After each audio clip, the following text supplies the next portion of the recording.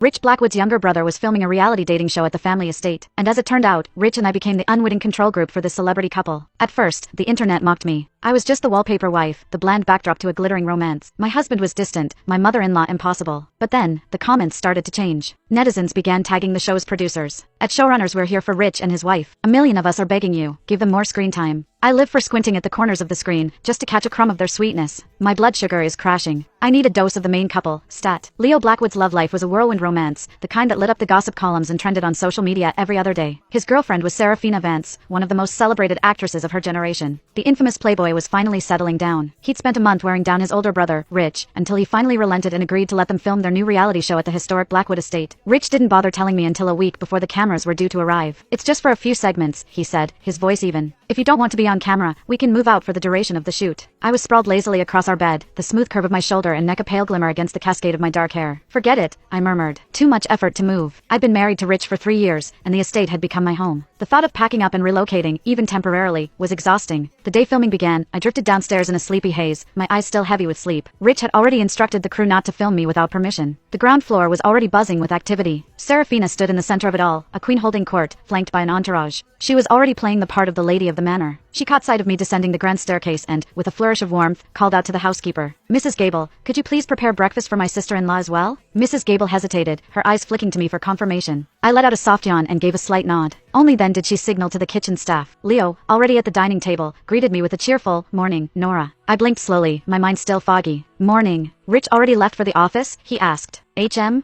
I guess so," I replied, the uncertainty clear in my voice. After all, the man rose with the sun. Even a night of passionate reunion after a week apart couldn't disrupt his clockwork precision. But that was Rich Blackwood for you. As the heir to the Blackwood fortune, he was the embodiment of discipline and self-control, forged from a lifetime of expectation. He never allowed himself to lose his composure. Even our intimacy was governed by a quiet, unspoken schedule. While I waited for my food, Serafina suddenly glided over and sat beside me, looping her arm through mine with a practiced smile aimed at a nearby camera. "This is Nora's first time on camera, so she might be a little shy," she cooed to her audience. "I hope all my wonderful fans will be gentle with her." She turned to me, her smile unwavering. "Don't be nervous, Nora. My fans are the sweetest people." And just like that, with no makeup and a thoroughly bewildered expression, I made my television debut. Serafina kept one eye on the live comment feed, her lips curved in a saccharine smile as she cherry-picked questions to answer. "You think Nora looks familiar?